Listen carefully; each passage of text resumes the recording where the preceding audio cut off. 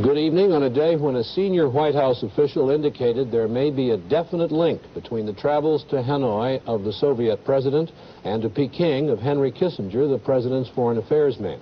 We'll hear that official talking about this link in just a minute. It was a day when airline pilots all over the world went on a protest strike because nobody's doing anything about hijackings. We'll see how it was today at airports in London, New York, and Frankfurt. We have filmed reports on the Muskie and McGovern campaigns and a medical report on Governor Wallace's condition after his operation yesterday. And we'll be looking into the fascinating story of the gang of wiretappers who were caught in the headquarters of the Democratic National Committee. It turns out that one of them had an office in the Nixon campaign headquarters. The main story of the day involves the diplomatic traveling of 3 men and the possibility that some solution to the Vietnam War is being discussed in 3 capitals. The president of the Soviet Union, Nikolai Podgorny, has returned to Moscow from a trip to Hanoi after what he says was a successful visit. The North Vietnamese are less enthusiastic. The senior peace negotiator for North Vietnam, Le Duc Tho, has left Peking after talks with Chinese officials. And Henry Kissinger, the president's foreign affairs advisor, arrived in Peking today for more talks.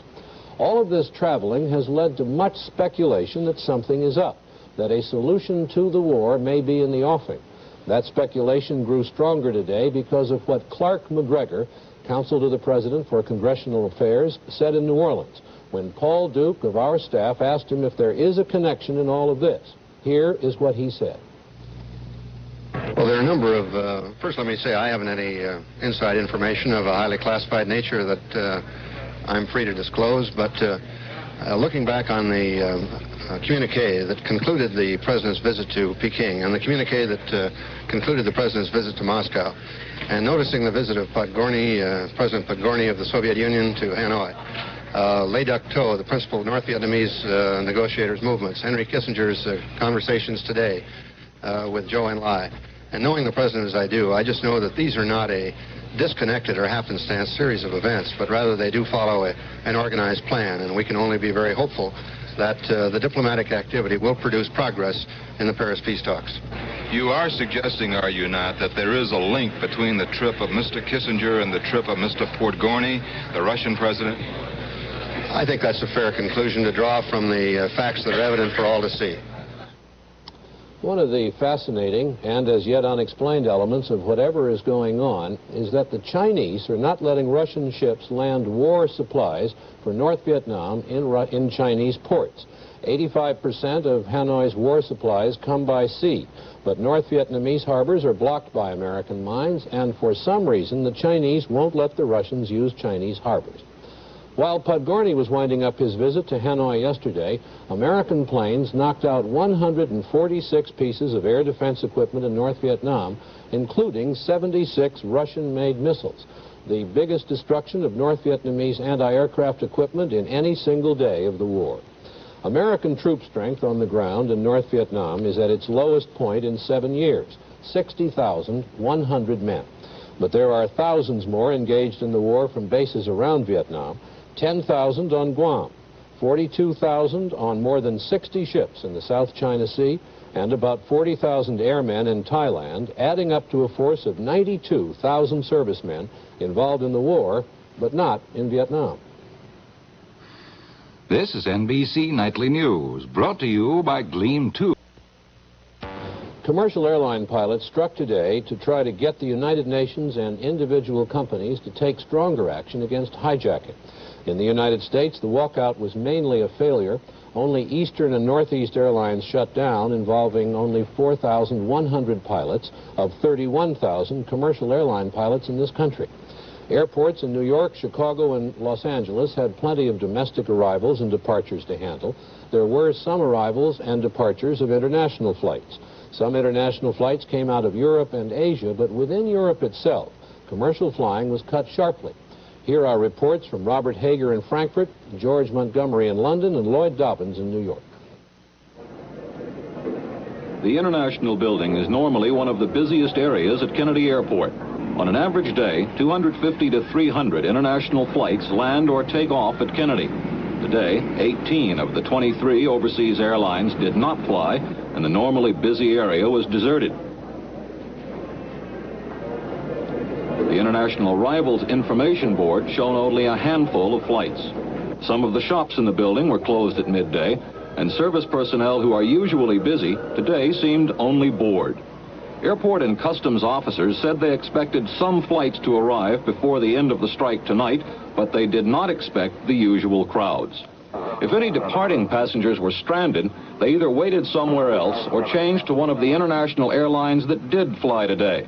At least 5 airlines had overseas flights scheduled to depart, so while international travel was slowed, it was not stopped. Lloyd Dobbins, NBC News at Kennedy Airport in New York. In Frankfurt, West Germany, the runway here at Rhein-Main Airport is normally crowded with international aircraft. Today, it was almost empty. Pilots of American lines like Pan Am and TWA obeyed court orders and company policies and flew as scheduled. But most other lines either shut down or operated reduced schedules. Porters struck. People had to carry their own luggage. The German national line, Lufthansa, closed completely. A group of U.S. soldiers bound for home leave found they would have to wait 24 hours and decided to bed down at the Frankfurt airport. 160 elderly Americans on a charter headed for a summer vacation in Vienna had to put down in Frankfurt because the Vienna airport was closed. Tour leaders arranged for the group to continue to Vienna by bus and train. Robert Hager, NBC News, in Frankfurt. British European Airways was particularly hard hit. Virtually all of its domestic flights were grounded. But BEA moved many of its international flights. Also, the British Overseas Airways Federation was flying along with major American airlines.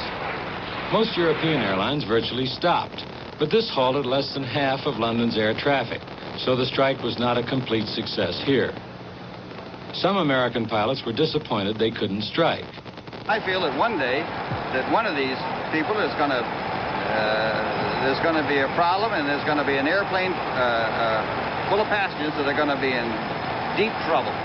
Do you feel not enough has been done internationally? Absolutely not. Many observers felt that despite the partial strike and the talk, until all governments really start punishing air pirates severely, today's effort won't deter the really hardened hijackers and smacks a little of pie in the sky. George Montgomery, NBC News, London. At the United Nations today, members of the Security Council met in private to discuss what to do about hijacking. Whatever they decided, they said nothing in public about it, although the International Federation of Airline Pilots Associations has threatened further action if something isn't done.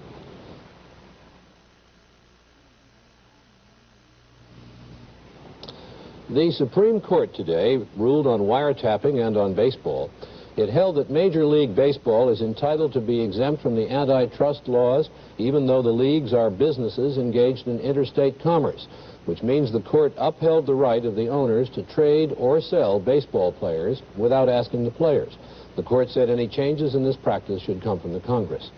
In wiretapping, the court said certain wiretapping procedures of the federal government are unconstitutional, specifically the tapping of telephones of suspected domestic subversives without first getting a court order.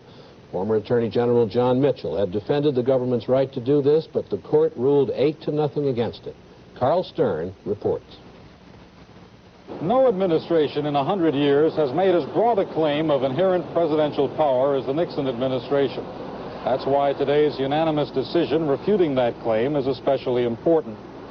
The court refused to accept the president's contention that some people are such a danger to the nation that the government can listen in on them privately without obeying the ordinary rules protecting individual rights.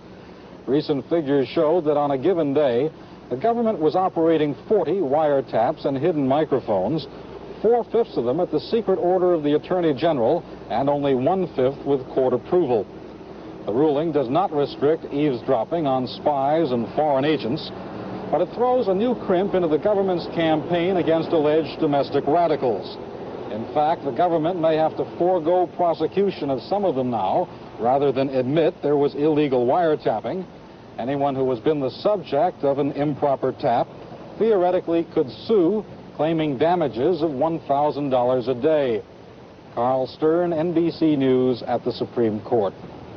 Attorney General Richard Kleindienst tonight ordered the Justice Department to end all electronic surveillance in domestic security cases which are in violation of today's court decision.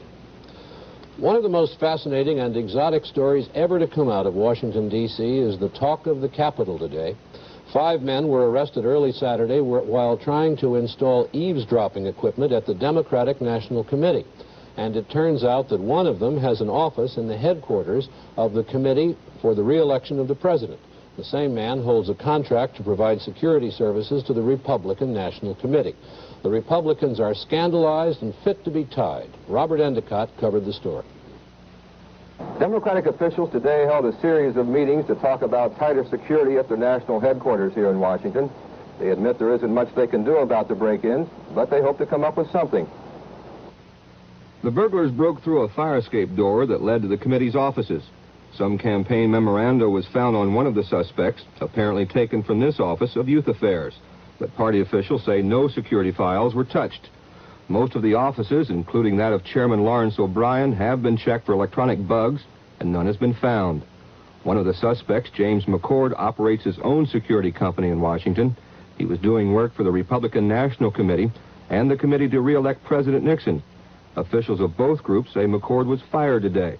Frankly, I was surprised and dismayed, as I'm certain many others were when they read the story or heard the story or watched it on television. Well, you are in favor of a wide-open investigation of the whole thing. Oh, yes. I think until we know the facts, it's rather difficult to respond. Certainly, we deplore it, but the fact remains that one of the 5 was a Republican National Committee employee.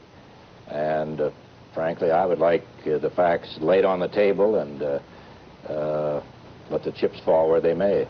No one has proved that the Republicans are behind the break-in, but tomorrow the Democrats are expected to file some sort of legal action against the GOP anyway.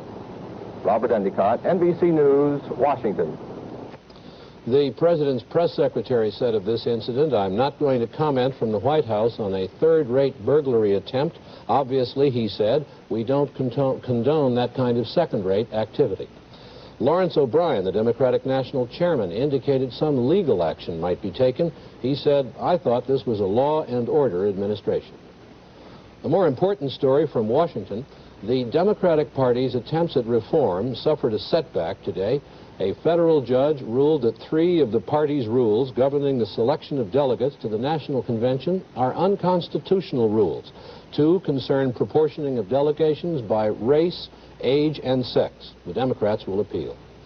Other Democrats were more interested in the presidential nomination today. Here are reports on the campaigns of Senators McGovern and Muskie, both of whom have been campaigning in New York, where the last big primary election takes place tomorrow. Senator Muskie's last-minute campaign in the New York primary was intended as a dramatic demonstration that he is still in the running and as an effort to take delegates away from Senator McGovern. But Muskie's trip here illustrated the difficulties Muskie faces in trying to prevent McGovern from winning the nomination on the first ballot. Muskie campaigned only at an American Legion post in a Polish neighborhood of Buffalo, where he hoped his own Polish background would help. The few hundred people here were the only ones Muskie had a chance to see during his few hours in New York State. Muskie hoped his friendship with Joseph Krangle, the Democratic Party chairman for this area and for the state, would help.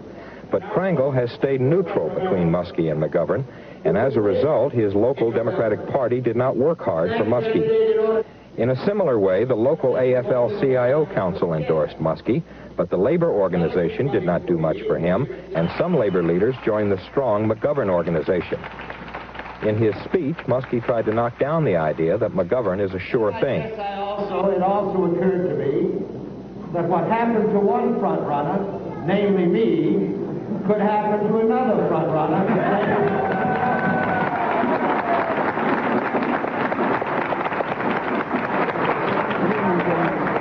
And so I am still a candidate for president.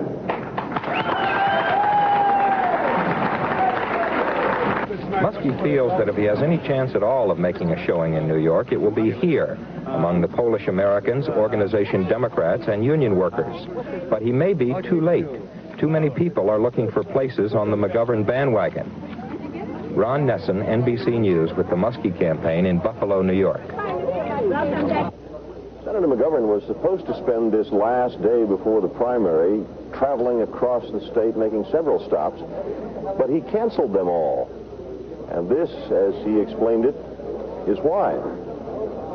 Ladies and gentlemen, I've canceled my schedule of airport appearances in upstate New York today in order to express my own sympathy for the efforts of the airline pilots of the world to bring an end to the growing epidemic of airplane sabotage and hijacking. This action... He had some airline pilots with him, and they talked about the strike for a while. But also, Senator McGovern was asked about the people who were caught over the weekend trying to bug Democratic headquarters in Washington. It's one of the most shocking actions, I think, that's happened in this country in a long time. But I must say that it's the legacy of years of wiretapping and snooping and violation of privacy in which the government itself has been too deeply involved. Senator, in your mind, is the Republican campaign organization behind this? I couldn't say that. I have no evidence other than what I've read in the press. I would say that any time you get John Mitchell and Bob Dole together in an enterprise, you have to raise an eyebrow when something like this happens. This afternoon, the senator stopped by his headquarters in New York City to say thank you to his workers. For the 200 or so delegates he expects he will win in this state tomorrow. Jack Perkins, NBC News, New York. Governor George Wallace of Alabama is doing well today following an operation yesterday to remove the bullet which had lodged near his spine. Rebecca Bell reports from Holy Cross Hospital in suburban Washington. Doctors say Governor Wallace has the usual amount of pain one would expect with any operation, but that his vital signs are normal and that his progress is satisfactory. In a reference to his paralysis, the attending physicians say there's been no change in his neurological status, but that none was expected at this early stage. The Wallace family has said they are pleased and happy with the surgeon's report that the bullet did not sever the spinal cord. Mrs. Wallace says this only confirms her own optimism. She says the governor was depressed the day before surgery, but that after the operation, seeing the medical report, he was happy, pleased, and is now even more intent on making progress in physical therapy. Mrs. Wallace also says there are no plans to move the governor to Alabama, that he will finish his recuperation here at Holy Cross in Maryland. Rebecca Bell, NBC News, Silver Spring, Maryland.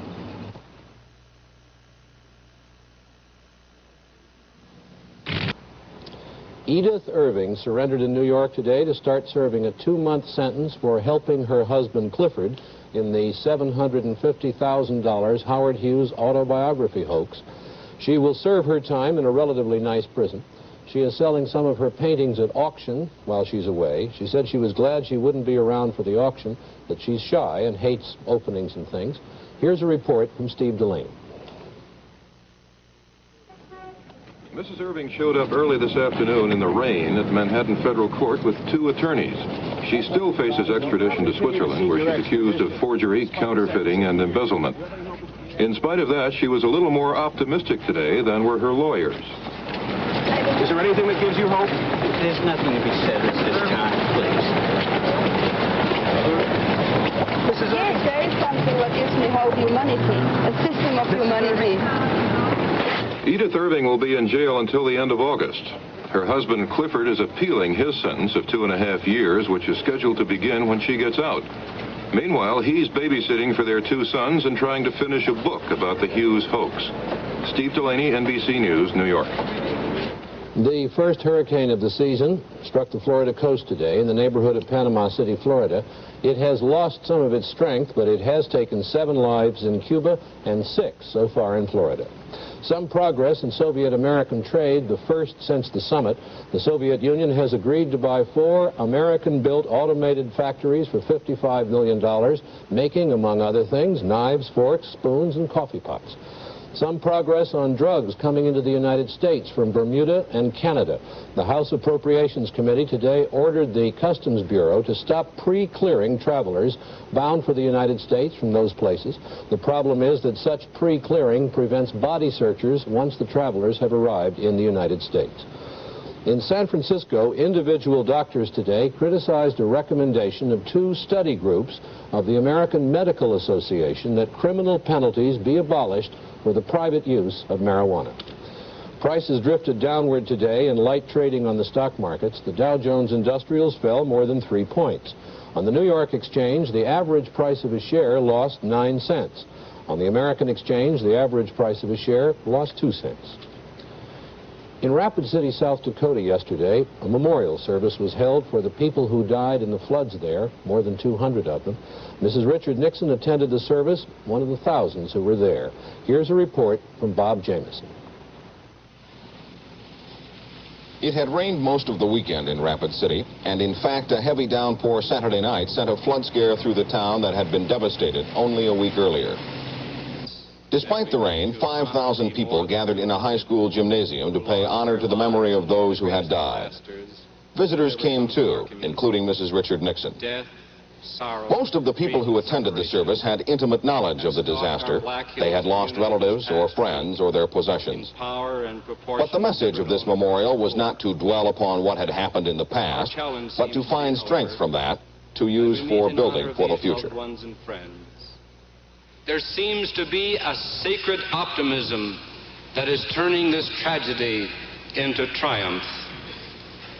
Experiences like this, though trying and costly, have led us in a unique way to work together as a community, to pray together, yes, and to cry together.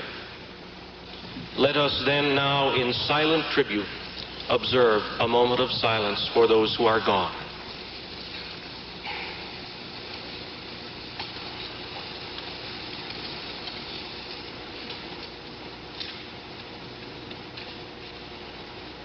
Amen.